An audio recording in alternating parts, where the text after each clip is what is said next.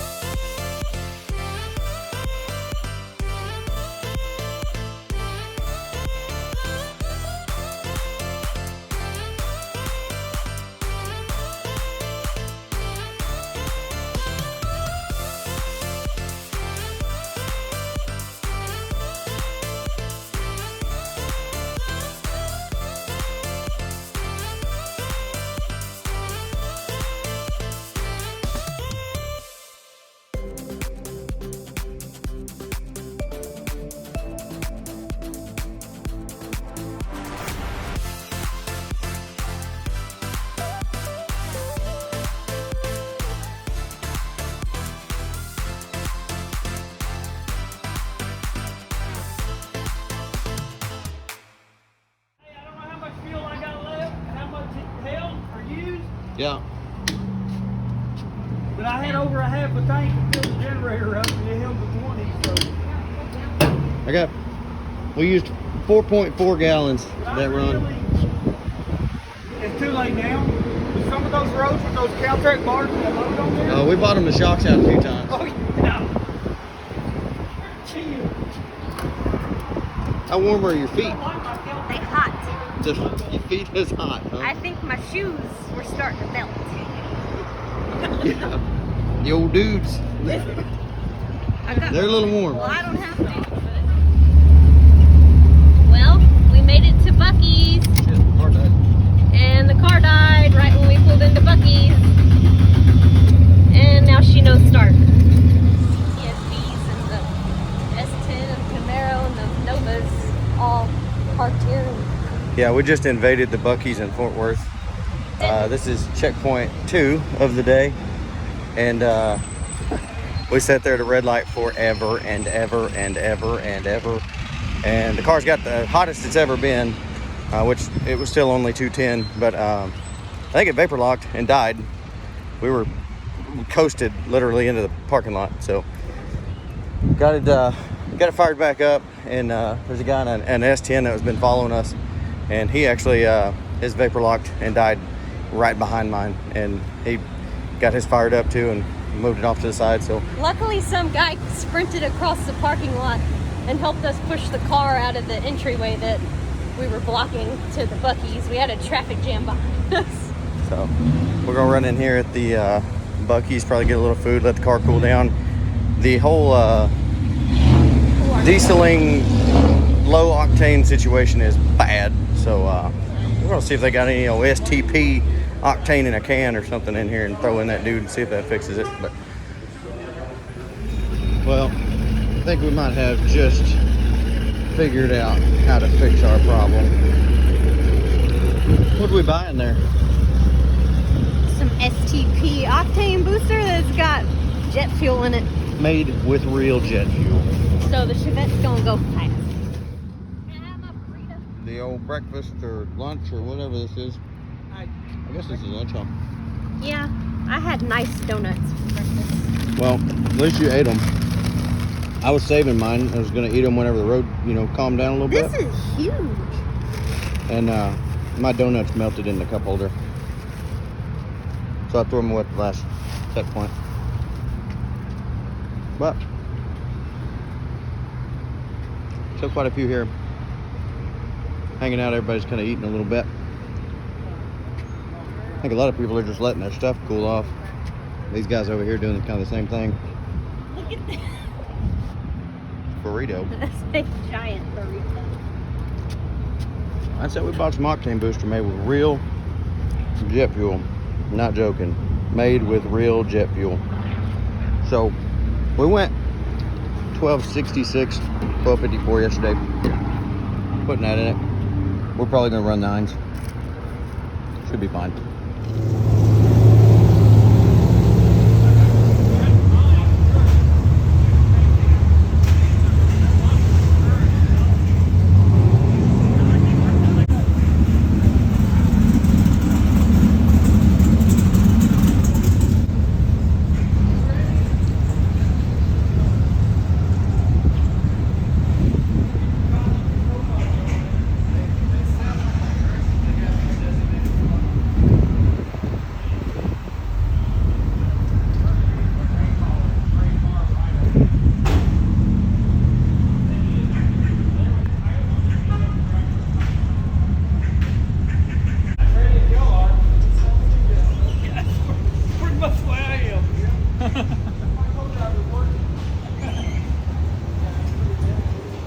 The old Chevette looking good with the trailer on the back.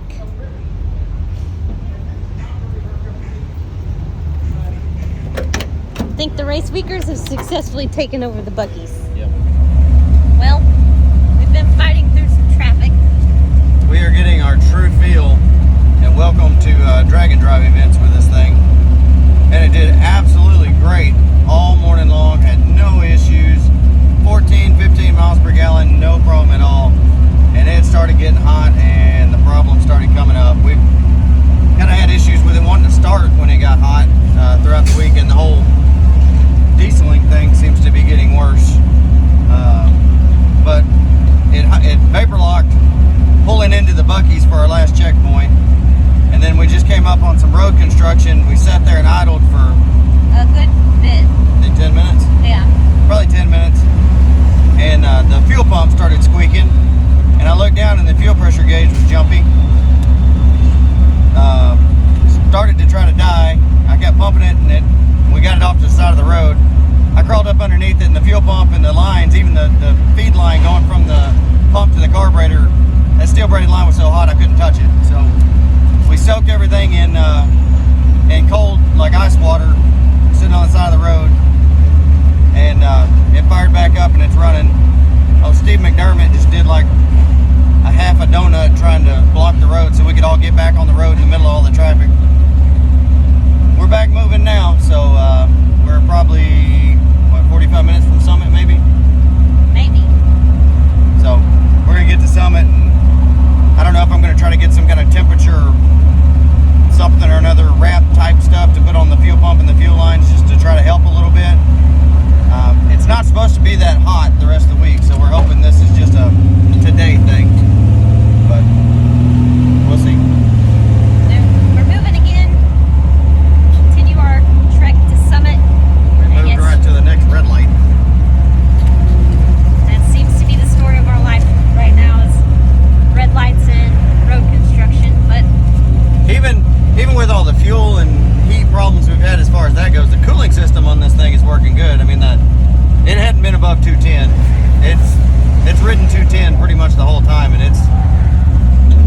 hot enough to start having fuel problems. It's hot, so I Really? feel like the cooling system's good. So Well, I guess we'll catch you at Summit. Well, we made it to Summit.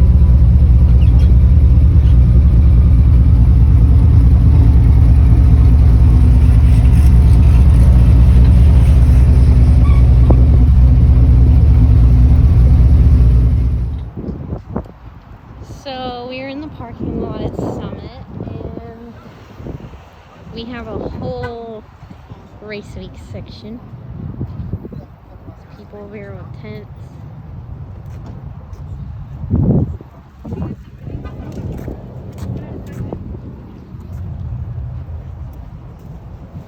Trying to get out of the sun. Working on stuff in the parking lot. This is pretty cool. There's just race cars everywhere.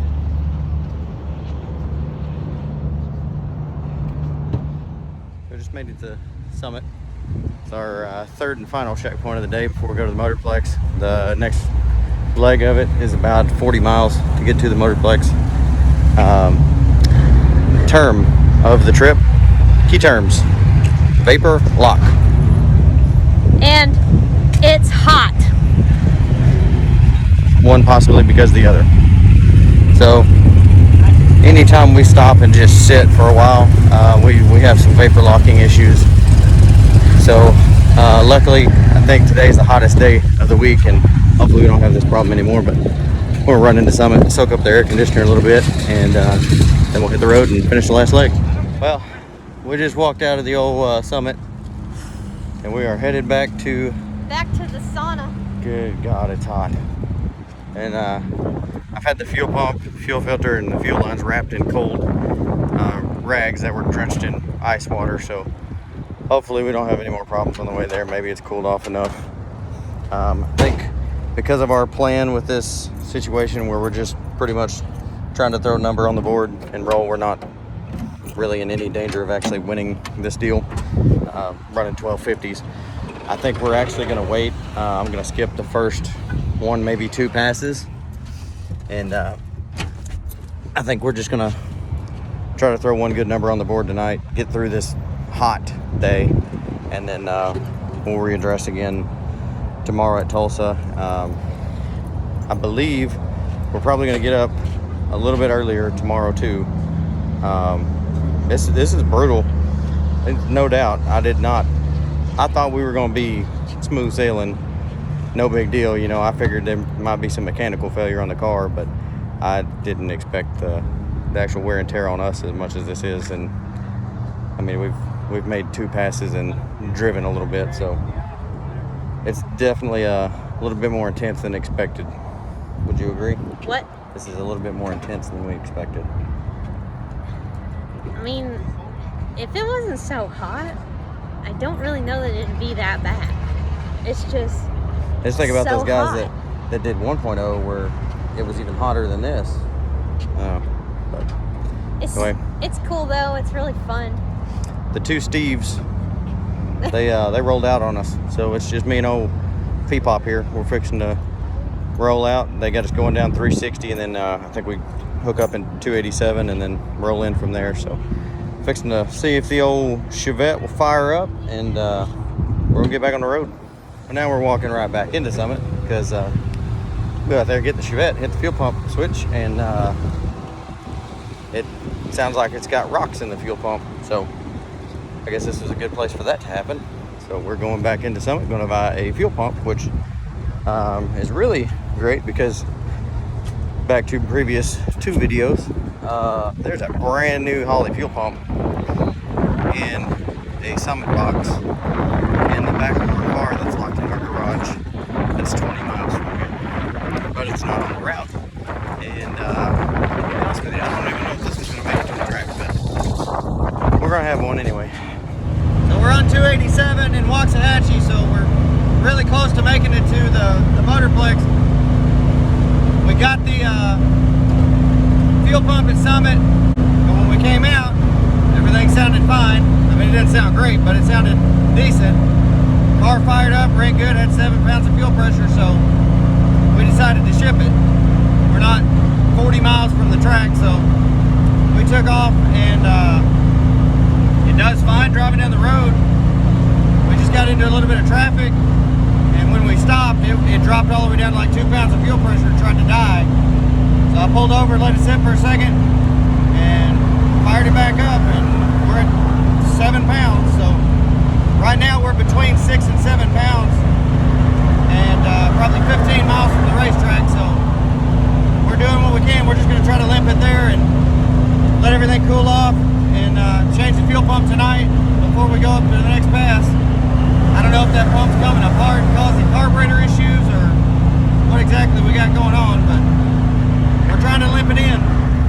258.43 miles today, maximum speed of 70 miles an hour. We're law-abiding citizens. Yeah. Check out this fuel pressure. We are sitting in line waiting to go inside here, and I'm not real sure what we're waiting at the gate for, but we've been waiting here a minute, and that thing's been as low as 2 pounds, as high as 7.5. So I'm not sure. I guess we got a fuel pump going bad. I almost thought we were running out of gas, but it's got gas in it. So it's got a couple of fuel filters on it. There we go. Now we're down to 4. We're back. I've got a couple of fuel filters on it. I'm going to take those off and see if maybe the pump started coming apart, and then maybe trashed everything from there. I'm not real sure. It may have trash in the needle and seat, so we're gonna get that done and check that deal out, and then gotta go from there. Sitting here in line, we're getting a little toasty, so hopefully we get this line moving here pretty quick.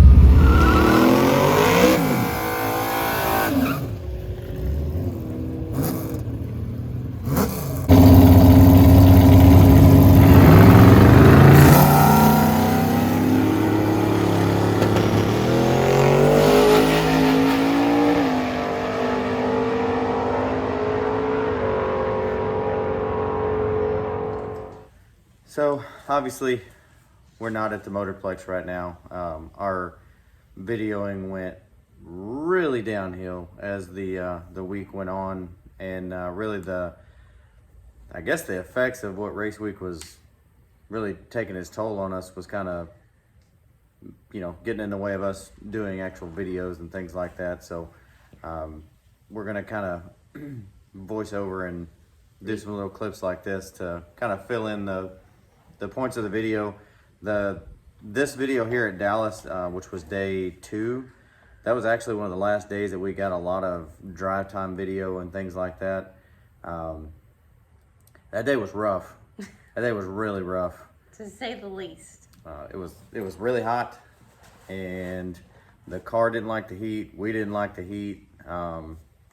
We learned a whole lot about how our trip was going to go that day, and how to make our trip actually work better, how to make the car work better, and all of that. So I feel like we learned quite a bit that day that really helped us out throughout the end of the week. So that night, the last thing I think you just saw on this video was, so we were sitting at the gate and the fuel pressure kept going up and down, up and down. And at that point, we weren't really sure what was wrong with the car. I kept thinking it was actually like boiling the fuel, causing it to have like air in the line, basically vapor. And that was causing our fuel pressure issues, which I had quite a few people tell me they were having the exact same problem. Their car was doing the exact same thing, and that's all it was just vapor locking, killing the engine, and then the whole boiling fuel, that whole situation. So right after I clicked that video off, we took off through the gate, and the car literally died. 0 fuel pressure. I turned the fuel pump on and off, on and off, on and off, and we had nothing. So we coasted into a pit spot. And at that point, we put the fuel pump on it that we bought at Summit, put the car back together. It was really hot. The car was really hot. So we let the sun go down. We skipped the first like 3 sessions of passes and decided we were going to try to take just one shot at it after it cooled off. So we put the race fuel in it, put the timing and everything in it, and it went 12-12 on that hit. So we were pretty ecstatic about it.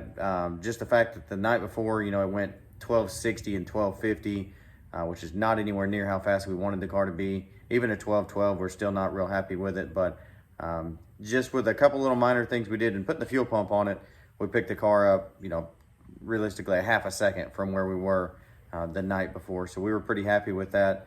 I can't remember what my dad turned in at this point. I think it was pretty close to 13.0 though. Yeah. He floated around 13.0 pretty much all week, 13.0 to 13.20.